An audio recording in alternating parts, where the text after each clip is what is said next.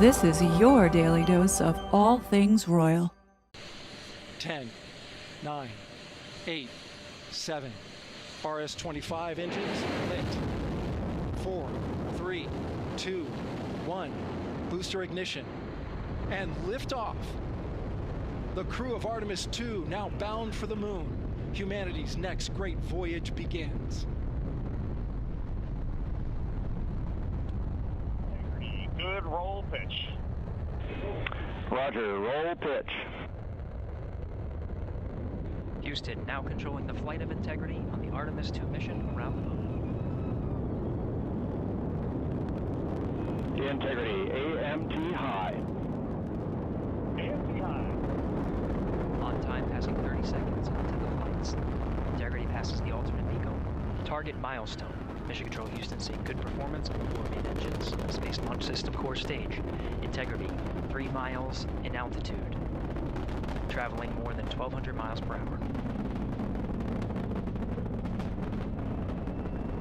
Welcome back, my gorgeous, good-looking friends. Today's video is one I've been wanting to make for a while now.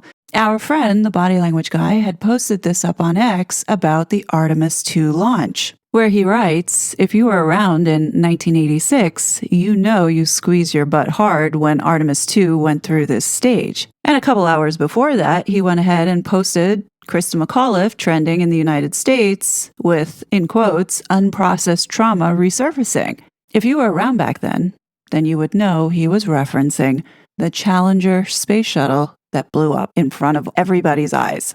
7 NASA astronauts were declared dead back in 1986, and the entire country at that time mourned their loss. But here's the bombshell NASA never expected to face.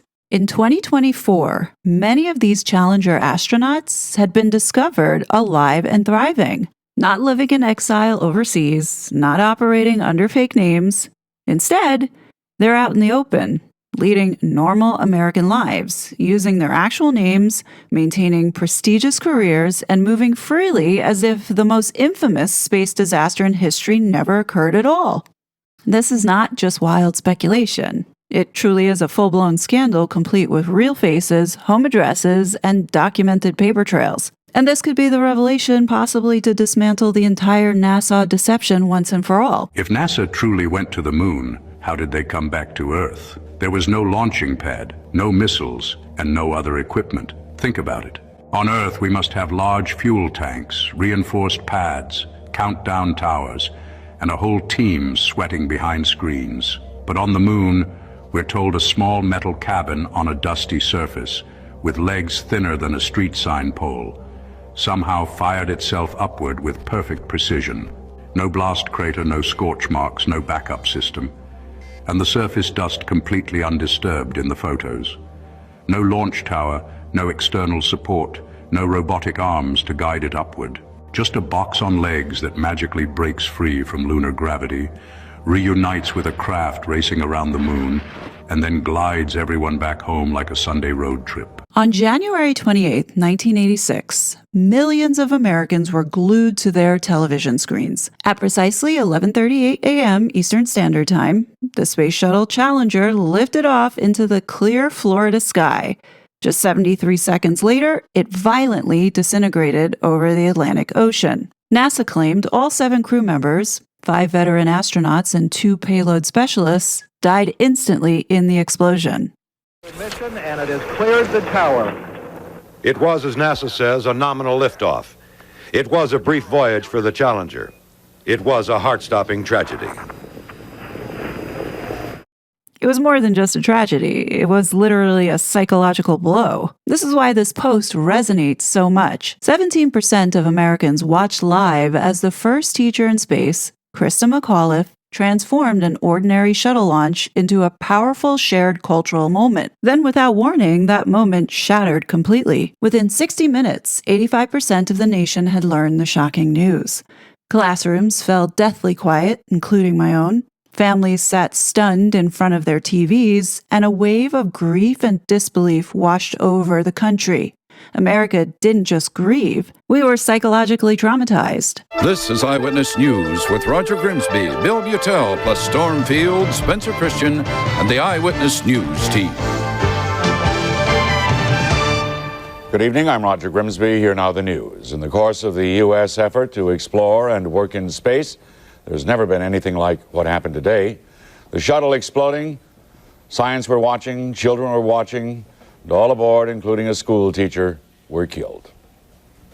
It started well. A beautiful day, clear sky, the calm, reassuring voice of Mission Control. At 11:37, after 3 scrubbed attempts, after a frigid blast of air had frozen the Cape, Challenger achieved liftoff.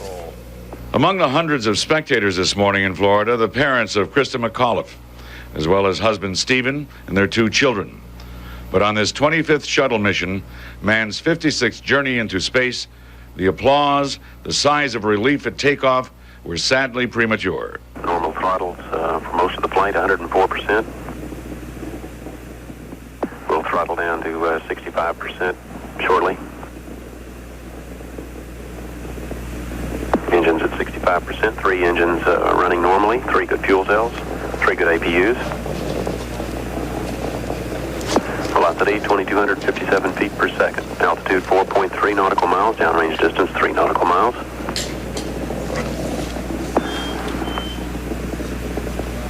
Engines throttling up. 3 engines now at 104%. Challenger, go. Less than 2 minutes after liftoff, the rocket speeding the shuttle at 2,000 miles an hour exploded. On the ground, spectators not certain of what they saw, and the understated explanation from NASA. Obviously a major malfunction.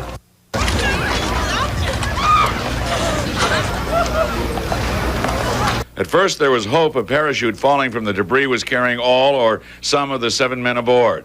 It wasn't. It was part of the Navy Air Sea Rescue Team. There is no escape hatch aboard this version of the shuttle.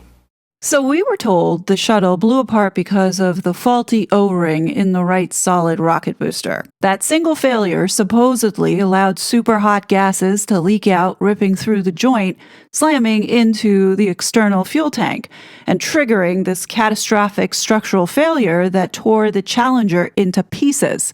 Violent aerodynamic forces then finished the job. The wreckage, including the crew compartment, was later pulled from the ocean floor after a massive search operation.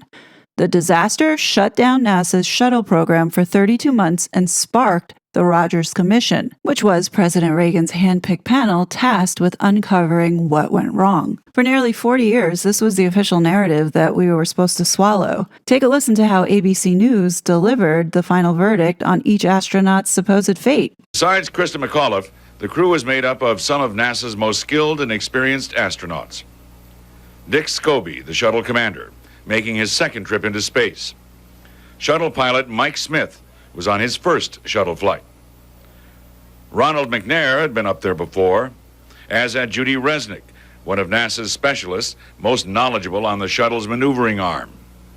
Also killed, crew members Ellison Onizuka, a mission specialist, Greg Jarvis, a payload specialist, and of course, the civilian Krista McAuliffe, whose participation in this mission made her the most famous member of the shuttle crew.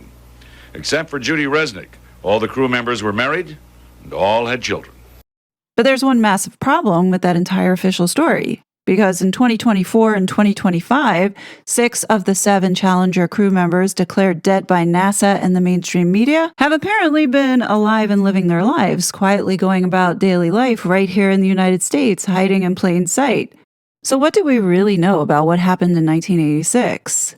Apparently nothing, and much of what was fed to the public was deeply deceptive. And I think the public deserves some answers here. Let's take a look closer at some of these astronauts. Today is a day for mourning and remembering. Starting with Francis Richard Scobie, commander, born in 1939. Commander Richard Scobie was 46 years old when he supposedly perished. Today, he would be about 87, 88 years old. Yet there's a man with the exact same name who looks remarkably like an H. Scobie after 40 years. Same high forehead, same eyebrows, same slightly drooping outer eye corners. This Richard Scobie serves as CEO of a Chicago marketing firm called Cows and Trees. And if you check out their website, you'll spot an animation of a rocket-powered cow twisting through smoke shaped like the number 6, freakishly reminiscent of the Challenger explosion footage. Next, we have pilot Michael J. Smith, born in 1945.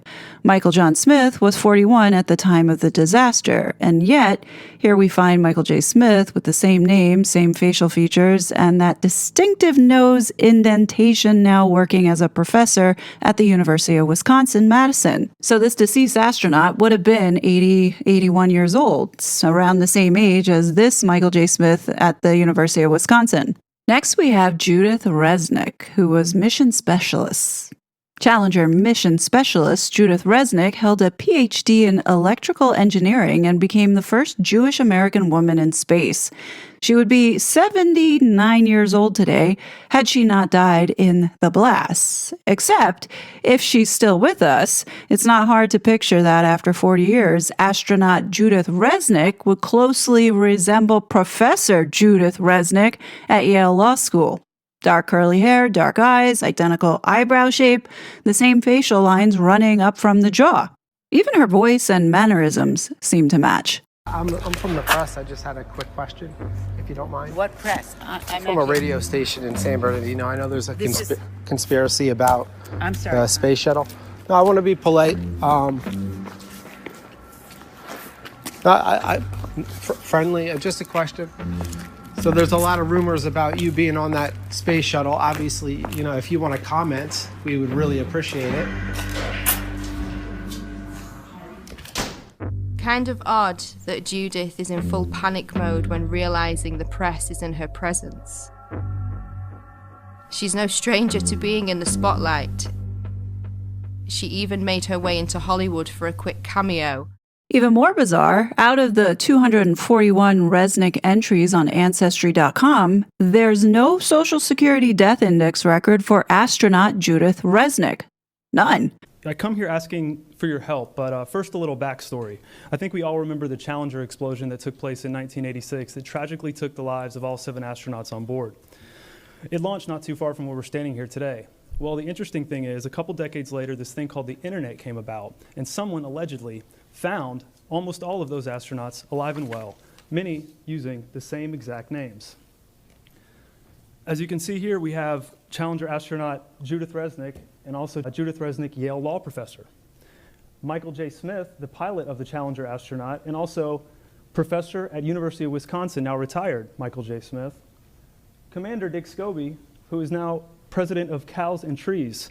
Now, if you'll notice, they all have the exact same faces 30 some odd years later, the same exact name, and they are the same age. Now, we all have a doppelganger out there, right? No big deal. But to have the same face, the same age, and the same exact name is extremely rare. So rare, I could only find one case in the last 120 years. And we're supposed to believe that 3 people from one spaceflight have exact lookalikes that have the same age and same exact names. This, ladies and gentlemen, is beyond statistically impossible. Ms. Resnick was questioned at Yale by a journalist, and she panicked and ran from the camera. Why? Mr. Michael J. Smith was also questioned, and he said, yeah, we look alike, but that's not me. You can see both of these exchanges in a film called Level with Me, and you can be the judge. Mr. Sir, I'm going to have to stop. Sir, this is a public comment. I know what it is, sir. I'm very familiar with the public comment. Okay. And part of the public comment is that you're only allowed to address things that we have jurisdiction over. We have no I have a direct request at the end of this that is in your purview, sir, please. I do. Can we hold the time, please? I have a direct request that... listen to me. Okay. Very carefully. Mr. Richardson, would you give an opinion in regards to this, please? Yes, public comment is reserved for issues or topics that are under the jurisdiction or control of the county commission or that are relevant to the business of the county commission. So if your request at the end is going to explain why that falls into any of this, make that request now before you continue. Absolutely. So as I was saying, I'll just end it with what I was ending with. But the ask is that Ms. Pritchett, who knows very well about questioning science, whether it be COVID or fluoride, I'm just asking you all to question the science here. Your Goodson and Pritchett, your district covers the Kennedy Space Center. This launched from the Kennedy Space Center. You have the ability to help me in sounding the alarm and asking the federal government for help. If this is contained in your area, I should be able to at least address something that happened here. Don't you agree? That's not within the jurisdiction or authority of the county commission. Thank you very much. Will you let me finish for at least 10 No, seconds? sir, you're finished. Thank you.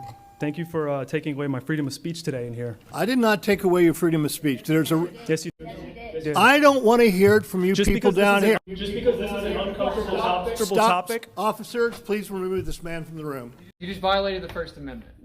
I didn't violate the First Amendment. No, he violated the didn't. rules. This is a limited public forum, and the meeting is for the purpose of the business of the county commission. It's not for this purpose. Now, Thank if you want to go too, take him out too.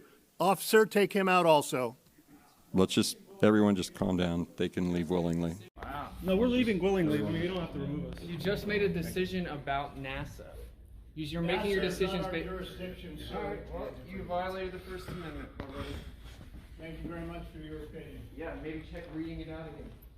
These astronauts are alive, by the way. Look it up. You can't have 3 doppelgangers. You can't. Same face, same name, same age. It's impossible. Look it up. Statistically impossible. On Point Behavioral Center's right down the street. That's where I suggest you go. Just because you think this is a mental problem, I should still be able to talk. It's your opinion, sir. Have a nice day. You too. Thank you. As I was saying, before I was rudely interrupted and my First Amendment was violated during a public comment period here in Brevard County, I was saying that Mr. Scobie is the most interesting because not only does he have the same age, same face, same name, same slanted eye in the cheek if you look very closely, get this, he created a company called Cows and Trees, and the promo video has a cow blasting off strapped to a rocket, leaving a smoke trail eerily similar to that of the Challenger explosion. You couldn't make this up if you tried. That's why I today am calling on the Brevard County Commissioners to stand with me in demanding the Senate Subcommittee on Space Science open a new investigation into the Challenger explosion. Because if this is all one big coincidence, no big deal. But if it's true, people watch what they believe were 7 people blown up on live television, inflicting emotional and psychological trauma on millions of Americans. And we deserve to know why on earth something like that would be done.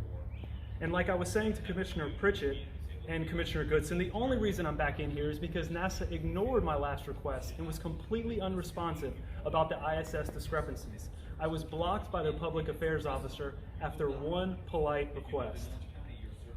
Commissioner Pritchett and Commissioner Goodson cover the area that contains the Kennedy Space Center.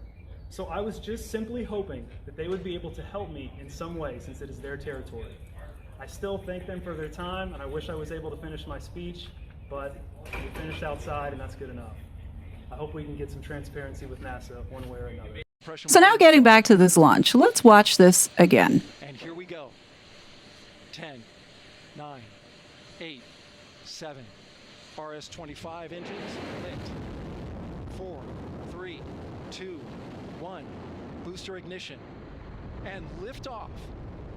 With technology being more advanced today, how do you have so many video disruptions and cuts here?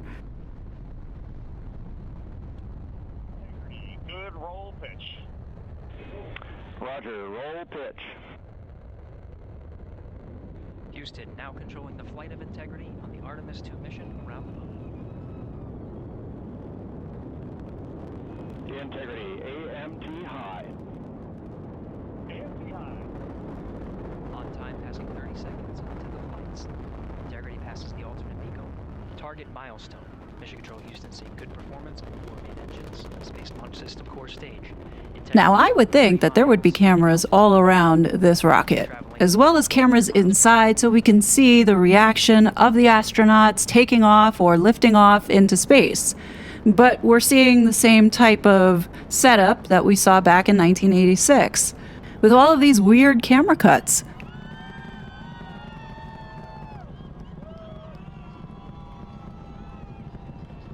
Mission elapsed time passing 1 minute. Approaching max Q. On, Ponce de Leon. Stan, we have you loud and clear on Ponce de Leon. Have you the same? Is it just me, or does that thing look like it's on fire? As integrity and its crew go super integrity is 14 miles in altitude, 8 miles downrange, traveling. And in this live feed, NASA goes ahead and cuts directly to showing us spectators and missing where the boosters separate. Yeah, maybe this is just the video technology that they have, but I find it really bizarre that it's so disrupted. Keep watching and you'll see exactly what I'm talking about. Standing by for main engine throttle down to 85%, ahead of solid rocket booster separation, expected at the 2-minute 9-second mark. We see throttle down.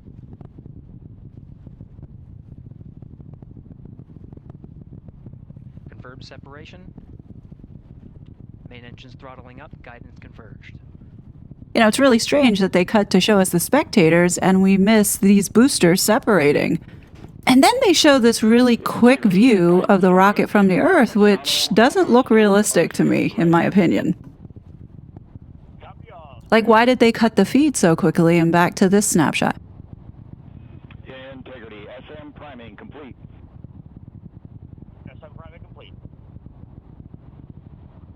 2 minutes 45 seconds of mission elapsed time into the Artemis II mission. Thrusters on integrity and upper stage confirmed in a ready state ahead of service module fairing separation.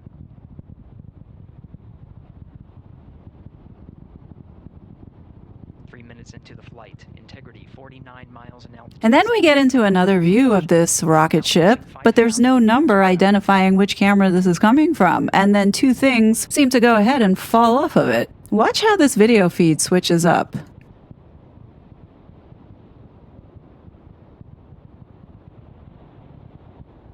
Standing by for launch abort system jettison.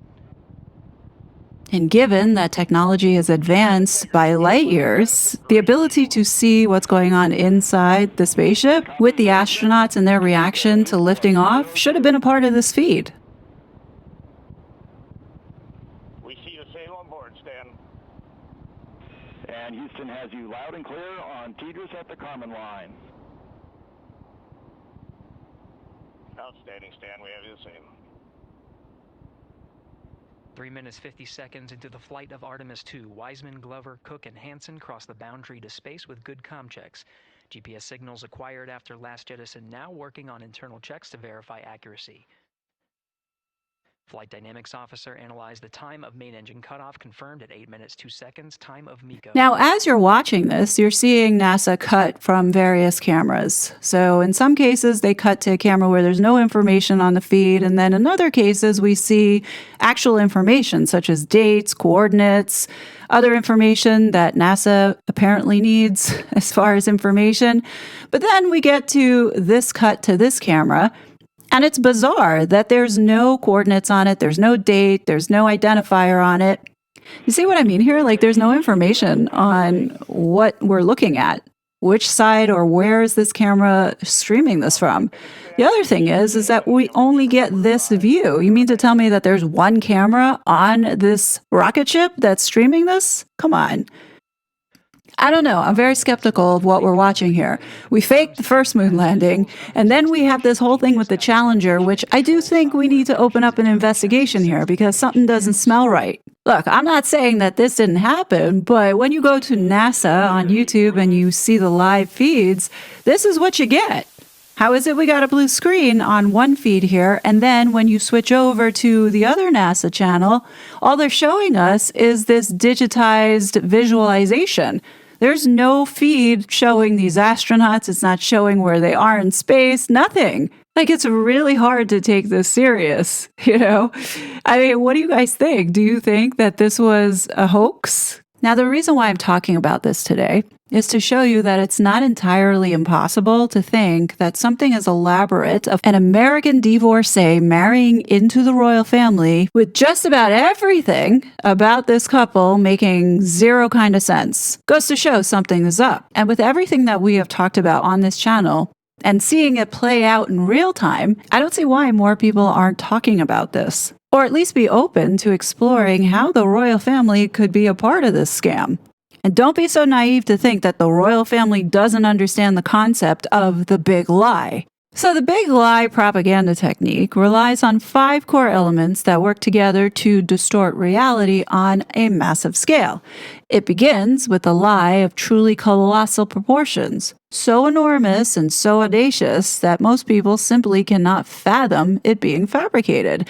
And when we look at Harry and Meghan and the involvement of the royal family, of course, many people turn off and say, "Oh, you're a conspiracy theorist." This falsehood is then hammered home through constant repetition, echoed endlessly across every form of media until it becomes deeply ingrained in the public consciousness. Just like of Meghan's childhood past, which I believe is completely fabricated. Rather than appealing to reason or intellect, the technique deliberately targets emotions, stirring up fear, anger, prejudice to bypass critical thinking. I'm sure we've all recognized how the media picks and chooses what narratives to enforce. What we cover on this channel, those mainstream media outlets will not touch it with a pole because they are complicit in being a part of it. And this idea of scapegoating, which is a single enemy, singled out and held responsible for every problem, real or imagined, is what Harry and Meghan know how to do so well. And finally, with this big lie, the lie seeks to reorder reality itself, redefining truth so completely that people are left with an impossible choice.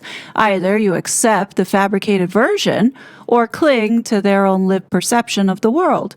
In short, the big lie doesn't just deceive, it rewires how entire societies see reality. If we didn't have the internet and this saga played out during a time where all we had was mainstream media to rely upon, without a doubt, we would be seeing Harry and Meghan very differently right now. Very different. But those are just some of my thoughts, and thought that today's video, being a little bit different, still does tie back to being open-minded at the thought that what we see going on with Harry and Meghan is not the real story. Just like now about the Challenger, as well as NASA and its space programs. But what do you guys think? Definitely let me know your thoughts below. As always, I will be back with more content, but until then, please be safe, and I'll talk to you later. Bye! Such a fraud.